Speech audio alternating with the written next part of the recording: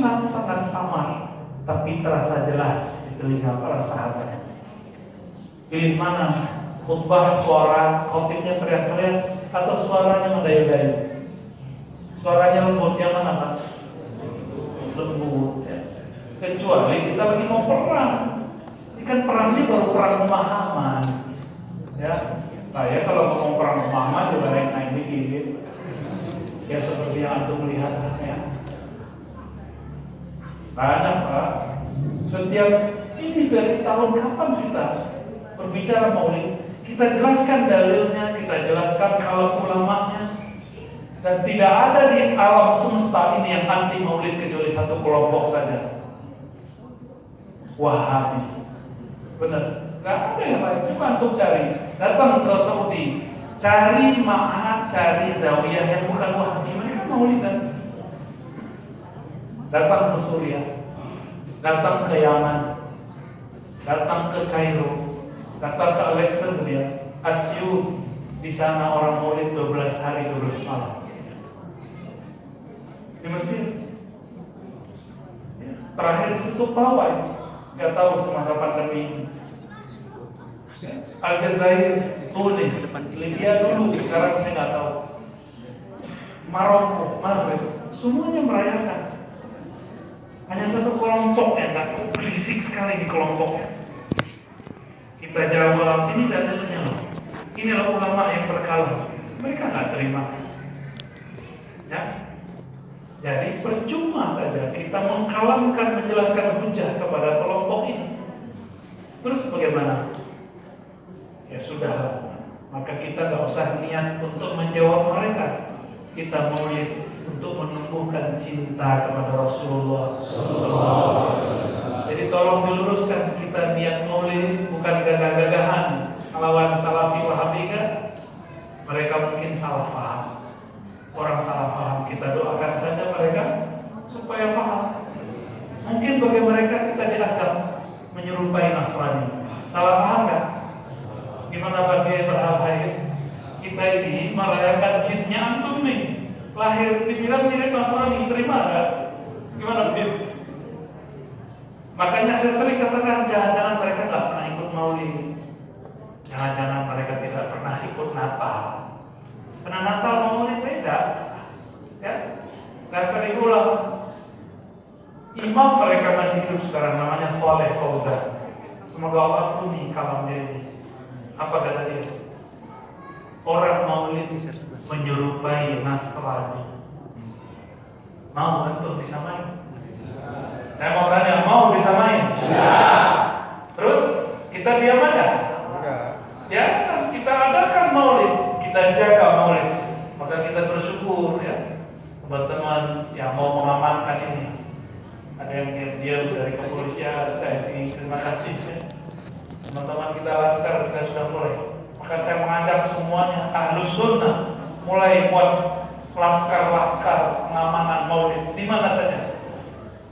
Karena kita khawatir seperti kejadian di Bangladesh, di Sri Lanka, di India, di Pakistan, orang maulid dibom. Ya. Jangan sampai terjadi Pak. Kita harus mulai hati-hati.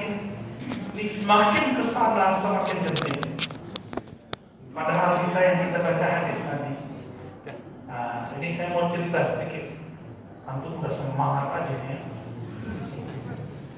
Kita selodor dulu. Allahumma sholli ala sayyidina Muhammad. Ada dua perbedaan cara memperingati Maulid Nabi di kalangan ulama. Ada ulama ahli hadis, ada ulama-ulama selain ahli hadis. Ulama ahli hadis kalau Maulid mereka khataman kitab hadis yang berisi cerita kelahiran Nabi. Kalau ulama sufi, ahli fikih, ahli akidah, itu mereka suka baca syair-syair.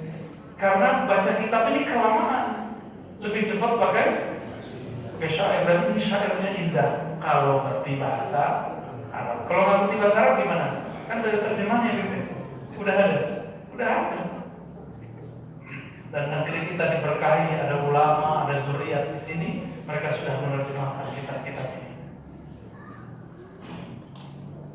Coba kita bandingkan wajah orang yang ngaku ikut sunnah garang, masuk masjid ngeliatin celana orang, sarung imam, sarungnya Habib ngeliatin gitu.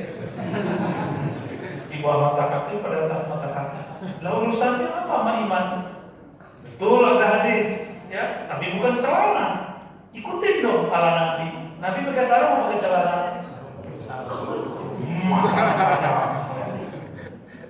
Maaf yang pakai celana ya.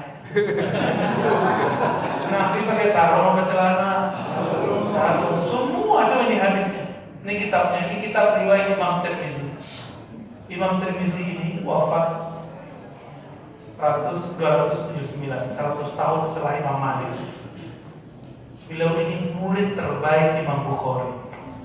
Dia kumpulkan hadis-hadis mengenai Nabi, ciri fisik Nabi, ciri wajah Nabi, ciri rambut Nabi. Jadi model rambut Nabi ada di sini. Seandainya boleh menggambar Nabi, tentu buku ini sudah jadi gambar. Cuma saya tidak boleh menggambar Nabi. Kalaupun boleh, itu harus debat dulu dengan wali mana, ahli fikih mana. Satu kali orang bertanya kepada seorang sahabat, namanya Al-Bara ibn Azib. Nah, ini kaitannya dengan wajah sangar nih. Apa benar kalau sudah ikut sunnah wajahnya sangar? Kalau ikut sunnah wajahnya menegangkan, apa begitu? Coba lihat ya. Kita baca hadis yang dapat berkah. Ini kalau oleh hadis baca, itu dibaca silsilahnya. Biar dapat berkah kita baca satu hadis ya. Bismillahirrahmanirrahim. Wa bihadzal isnad al-muttasil al-Imam al-Hafiz Abu Isa at-Tirmidzi rahimahullah alaihi qala haddatsana Sufyan bin Waqi'. Jadi beliau bercerita, Imam Tirmidzi, guru Sufyan bin Waqi' menceritakan kepadaku. Qala haddatsana Humayd bin Abdurrahman ar-Ru'asi. Guruku Humayd ar-Ru'asi menyampaikan dariku, kata Sufyan. Ar-Ru'asi mengatakan an Zuhair an Abi Ishaq. Abu Ishaq mengatakan, sa'ala rajulun al-Bara ibn Azib. Ada seseorang datang kepada Bara bin Azib lalu bertanya, wahai Bara, akana wajhu Rasulillah mithla as-sayf? Apakah wajah Nabi itu tegas? Wajahnya sangar, wajahnya kayak pedang? Gimana wajah itu? Gitu ya. Banglik, coba wajahnya Banglik. Wajah pedang gimana? Ternyata Banglik ini punya saudara juga mantan orang yang berwajah garang. Ya, benar Banglik. Baru kemarin kita ketemu, kita makan bareng. Dia lihat wajah saya. Saya juga lihat wajah dia. Mantan garang. Bara bin Azib ditanya, wahai Bara, apakah wajah Nabi seperti pedang, tajam, menegangkan? Orang kalau menghunuskan pedang, tegang nggak gitu? Tegang, menakutkan nggak? Menakutkan. Apa Nabi begitu? Kata si orang ini. Apa jawaban Al-Bara bin Azib? Jawab ketika, qala la bal mithlul qamar. Wajah Nabi bukanlah seperti pedang, bukanlah seperti orang yang sangar. Wajahnya galak. Kalau bahasa Sundanya apa tuh? Galak. Bagi orang Sunda, geram. Wajahnya gak geram. Orengesan. Wah, saya dapat 2 kosakata nih. Susah mulutnya 4 gahar. Geram. Yang mana yang bisa tuh? Moresa. Orangnya kayaknya harus khusus bahasa Sunda juga ya. Bal mithlul qamar, tapi wajahnya seperti rembulan. Apa kata sahabat Nabi yang lain? Cucu beliau sendiri Al-Hasan ibn Ali. كان النبي صلى الله عليه وسلم فخما يتلألأ وجهه تلألؤ القمر ليلة البدر. Wajah Nabi itu seperti rembulan malam 14. Kita sebut bulan apa? Purnama. Enak dilihat ya? Maka Nabi mengatakan, itu Nabi Yusuf. Kata orang Sunda, si ucup. Wajhuhu nisfu jamal, jamaluhu nisfu jamal. Wajah Sayyidina Yusuf itu hanya separuh dari kegagahan, keindahan wajah Rasulullah SAW. Jika ada angin berhenti, Nabi Muhammad lewat. Pohon-pohon tunduk ketika Nabi Muhammad lewat. Bahkan Nabi lewat ke batu-batu. Batu keras atau lunak? Keras atau lembut? Dia tahu kalau yang lewat itu Rasulullah. Maka batu menyapa Rasulullah dan mengatakan, Assalamualaikum ya Rasulullah. Coba Bang kalau disapa pohon pasti kabur. Badannya begitu dari sana, tapi penakut. Gimana Bang? Bener? Tuh kan, ada tebak-tebakan doang. Nabi bilang apa tadi? Wajah Sayyidina Yusuf hanya hanya setengah gagah wajah. Gimana? Ternyata alam semesta ini indah. Kenapa orang sering ke Bandung? Orang Jakarta kalau liburan ke Bandung loh Pak. Ternyata terdapat macet. Maka sekarang minggir ke Lembang. Mana lagi? Ciwidey. Mana lagi? Pengalengan. Nggak ada kesenaraan kan? Itu orang Jakarta ke sini Pak kalau mau. Tapi orang Bandung kalau mau liburan mana? Indahnya pemandangan di Bandung, sekitar di Sukabumi, di Garut, mana lagi? Ya. Oh sekitar inilah, Jawa Barat ini indah sekali, sejuk, orang-orangnya juga sejuk, bicara aja berirama. Itu kalau kita tunggu, saya tungguin dulu tuh. Kumaha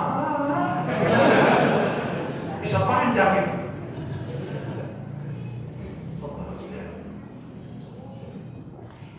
Wajah yang indah dari alam itu hanya sekian 0,0 sekian dari wajah Nabi.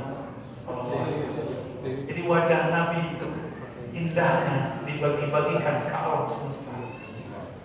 Wajah asli beliau yang diturunkan ke baginda Nabi Muhammad SAW itu pun disembunyikan dalam jasad Muhammad ibn Abdullah. Maka kalau orang sudah tahu hakikat baginda Nabi, pancarannya tidak dapat dilihat. Abu Bakar setiap kali mandang Nabi, dia tidak sanggup, dia langsung tunduk. Silaunya bukan silau yang mengerikan, silau yang bikin haru. Abu Bakar As-Siddiq jika ditanya, bagaimanakah Rasulullah? Dia cukup menjawabnya dengan air mata kerinduan. Sayyidina Rasulullah Sallallahu Alaihi Wasallam. Abu Bakar As-Siddiq, jika beliau hendak sholat, beliau mengingat dulu bagaimana cara Nabi sholat. Apa kata Nabi? Sallu kama ra'aitumuni usolli. Sholatlah kamu seperti kamu melihat aku sholat. Maka Abu Bakar berrobitoh dulu kepada Nabi, menghubungkan kalbunya dengan kalbu Nabi. Di saat itulah badannya gemetar. Di saat itulah Abu Bakar tidak sanggup mengeraskan suara dalam bertakbir. Beliau selalu lirih baca Bismillahirrahmanirrahim. Maka Abu Bakar itu mau sholat siang ataupun malam, sholatnya selalu sir. Gak pernah beliau sholatnya bisa jahari. Gak ada loh. Orang sekarang begitu loh. Gak ada takzimnya. Padahal dibaca Allah dan Akbar.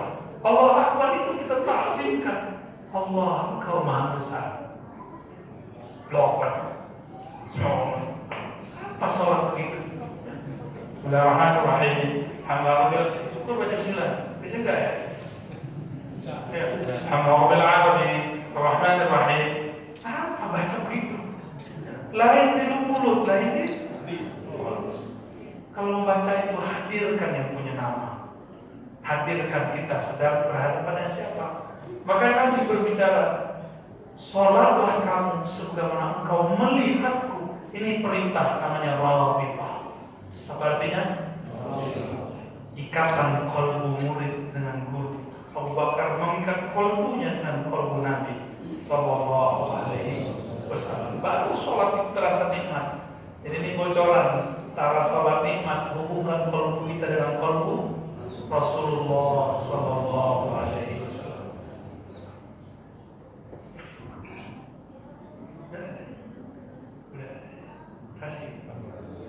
Terima kasih Bang Kubro.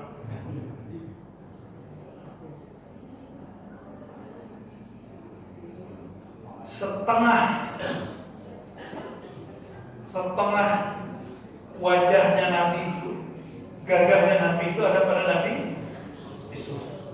Berarti Nabi Yusuf dapat berapa gagahnya alam? Seperempat. Nabi Muhammad setengah. Seperempat yang lain dibagi ke semua alam semesta. Kan Bapak bagian berapa? Ibu bagian berapa, Bu? Jamalnya Nabi, cantik gagahnya rupa Nabi. Laki-laki lihat Nabi, cinta, kagum.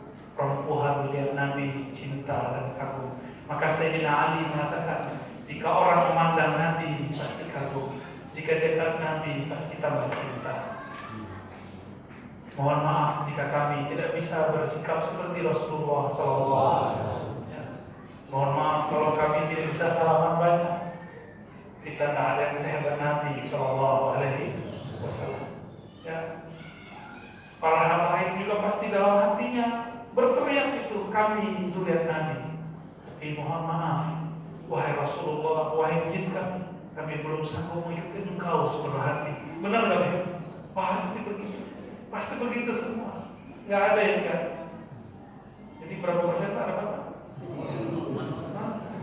Kita yakin ada ya. 0, kita banget.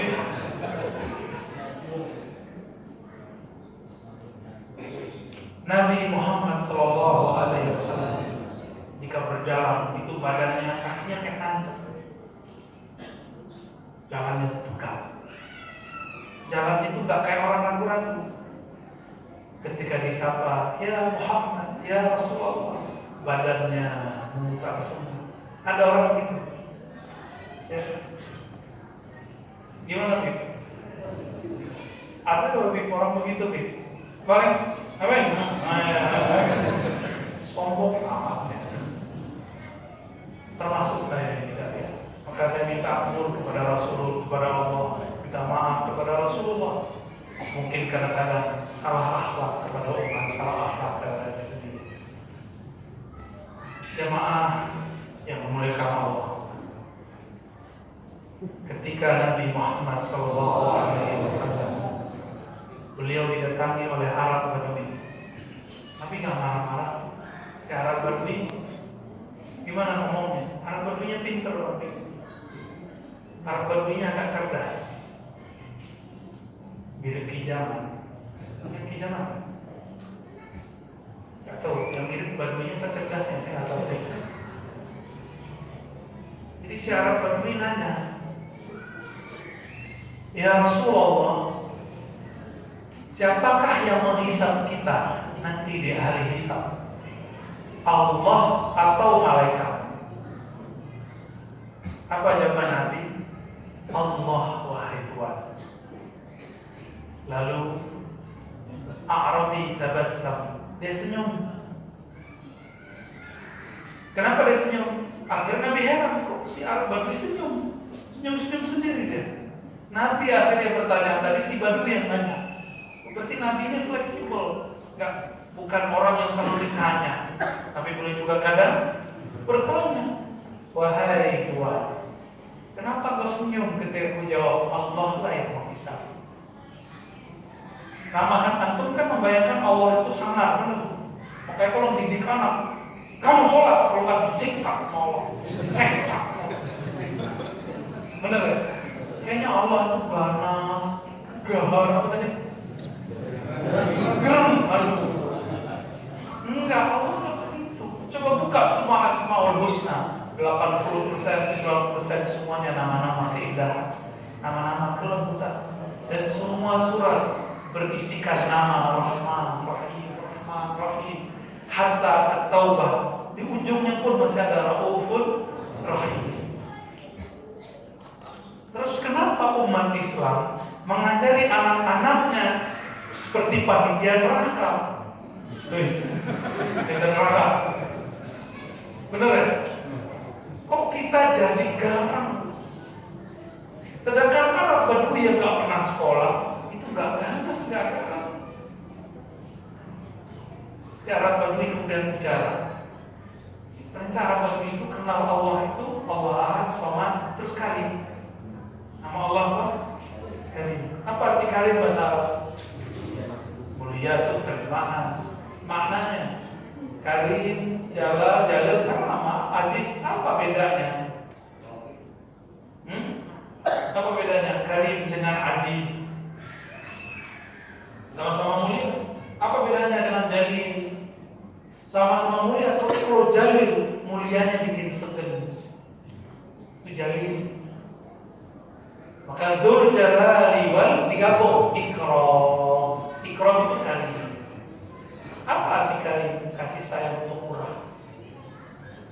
Mulia dengan kemurahannya. Itu mulia karena Allah itu suka menyayangi, suka memaafkan. Maka si Arab Badui mengatakan, wahai Rasulullah, yang aku tahu Allah itu Karim dan pemaaf. Jika dia yang menghisapku, hatiku tenang. Pasti dia memaafkan semua dosa-dosaku. Si Arab Badui. Jadi dia kira untung bukan malaikat yang hisap. Kalau malaikat kan galak. Jadi malaikat hisap, malaikat kalau gitu ngalih, itu malaikatnya diciptakan dari awal penciptaan sampai akhir. Itu gak bisa senyum, Bang Dik. Gak bisa senyum. Nanti kalau salah protes, Bang Dik. Dia bisa senyum, dia harus SOP. SOP kalau meriksa orang harus pakai ketegasan. Maka si Arab Badui nanya, kalau aku dihisab, yang hisab Allah apa malaikat? Nabi menjawab, Allah. Maka dia tersenyum di situ. Berarti ada orang yang bukan kayak Arab Badui, yang menghisabnya siapa? Malaikat. Jadi ada yang menghisab malaikat, ada yang menghisab Allah. Kalau dihisab malaikat, habis antum. Maka kita berdoa, sering-sering doa. Allahumma hasibna hisaban yasira. Ya Allah, hisablah kami dari hisab yang ringan. Kalau hisab yang ringan, siapa yang menghisab? Allah. Tapi kalau hisabnya berat, siapa yang menghisab? Malaikat. Pilih mana? Allah aja ya. Gitu. Pintar kan ya Arab Badui? Padahal orang Badui pintar. Maka jangan remehkan orang yang pakaiannya lusuh. Jangan remehkan orang yang pakaiannya biasa. Siapa tahu dalam kalbunya ada sesuatu cahaya yang luar biasa. Ya.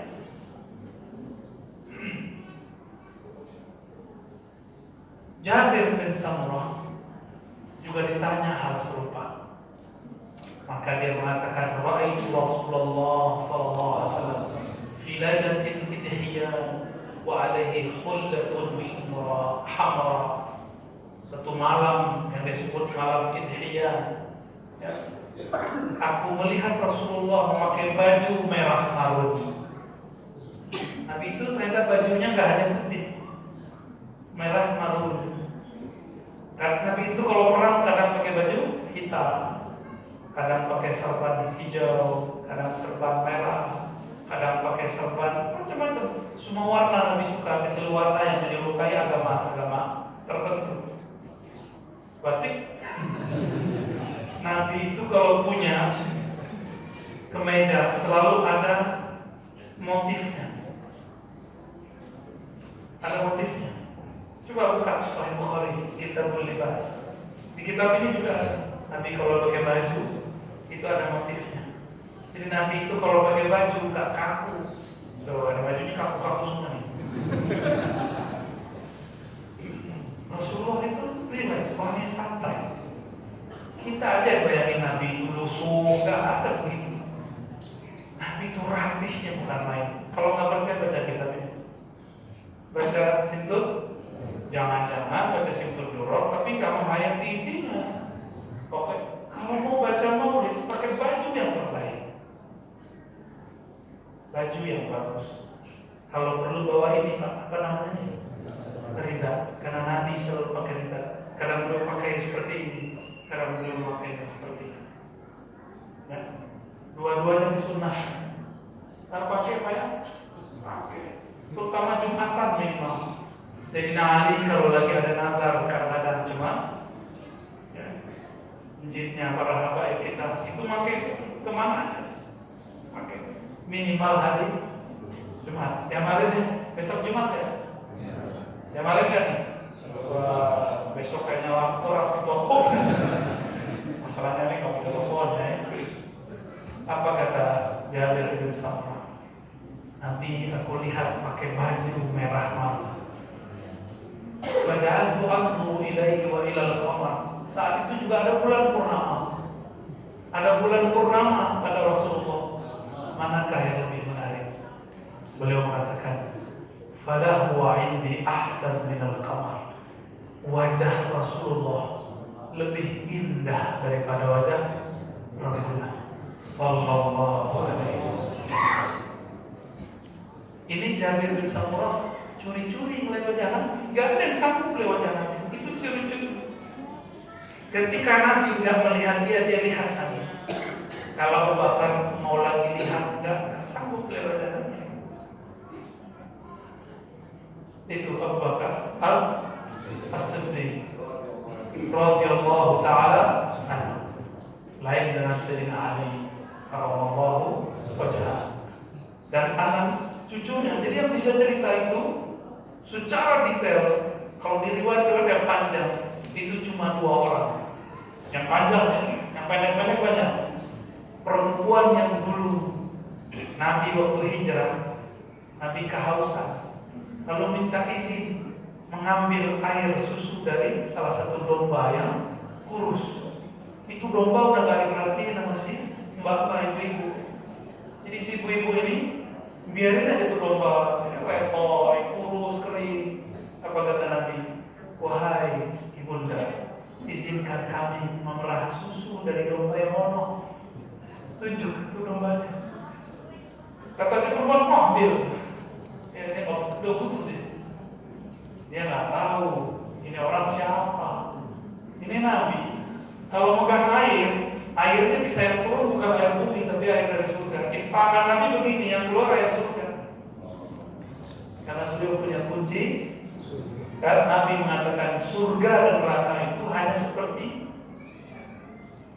tali sendal. Jadi Nabi bolak-balik masuk surga gampang. Tubuhnya di bumi, tapi ruhnya bolak-balik ke dalam surga.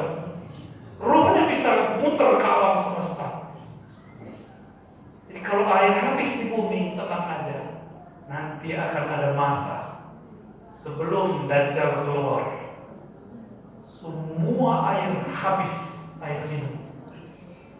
Terus antum mau cari siapa? Di saat-saat itu Dajjal keluar, nurunin air dari langit, tapi itu air yang dia bawa dari laut. Saktinya mandraguna. Antum mau minum itu sudah. Jannatuhu nar. Surganya Dajjal itu neraka. Sekali nengguk airnya, kafir, musyrik, pasti menyembah dia. Maka sekarang kita hidup untuk minum makan, atau makan minum untuk hidup. Berarti ada cara lain untuk hidup selain makan dan minum. Sahabat Ashabul Kahfi kata orang awam. Itu 309 tahun tidur, gak makan, gak minum. Hidup gak? Hidup. Tapi kan antum gak dapat kisahnya. Sebelum dia masuk ke dalam gua, dia ketemu Nabi Allah Khidir. Di situ dikasih ilmunya, biar bisa tahan berabad-abad. Gak tahu kan riwayatnya? Ya, disembunyikan riwayatnya dalam kitab-kitab ya. Di kitab-kitab itu udah jarang dibaca. Nabi Muhammad SAW diceritakan oleh si perempuan ini karena dia belum tahu siapa yang minta domba. Maka Nabi ambillah domba itu, dipijit-pijit, cerita domba ini ada keseleo kan, yang dibenerin. Ini yang punya ternak harus pintar pijit Pak, dipijit-pijit di sayap-sayap. Itu hewan juga punya perasaan, insting hewan. Nabi pijit, ya di sayap, kemudian ambil bagian susunya, kemudian diperah, keluarlah air tidak berhenti, air susu. Dari mana air susunya? Itulah air susu paling mulia yang pernah ada. Air susu kambing atau domba yang paling mulia, yang diperah dengan tangan makhluk paling mulia, baginda Nabi Muhammad SAW. Itu perempuan ngomong, dilihatin itu siapa, dilihatin orangnya, dilihatin tangannya, orangnya. Airnya keluar itu. Kira-kira air susunya dari mana tuh? Di badan dia udah nggak ada. Itu tangan Nabi kan punya kunci ke surga. Dan di surga itu ada satu sungai, isinya cuma susu. Itu yang keluar saat itu. Diberikan ke Abu Bakar. Radhiyallahu ta'ala. Si perempuan ini, dia kemudian ketika didatangi oleh para tabi'in, dia bercerita tentang orang yang dulu dia berikan hak untuk memerah domba. Ternyata dia mengatakan itu adalah Rasulullah SAW, karena dia pernah melihat, dia bisa cerita. Jadi yang ada kita lihat ini riwayat dari beliau. Lalu yang kedua yang panjang itu adalah riwayat cucu beliau sendiri. Kalau cucu sama menjitnya kan biasa, peluk-pelukan, gendong, ya. Bang Dik kalau lagi sholat gimana Bang Dik? Si bocah naik ke rukuk, itu sholatnya sama Bang Dik. Ajak dia sujud bareng. Sujudnya jangan kayak pesawat balik, jangan gitu. Sujudnya pelan-pelan, seperti Rasulullah pelan-pelan. Nabi itu ketika Sayyidina Al-Hasan bin Husain memeluknya dari belakang, beliau turun pelan-pelan. Wah, itu goyang-goyang itu. Naik kapal kata sih, naik kuda kata Sayyidina Al-Hasan dan Sayyidina Husain alaihi wassalatu wassalam. Lalu ketika bangkit pun pelan-pelan. Sama aki-aki sekarang, mohon maaf ya, ada anak-anak masuk masjid, naik ke bapaknya, dibentak-bentak.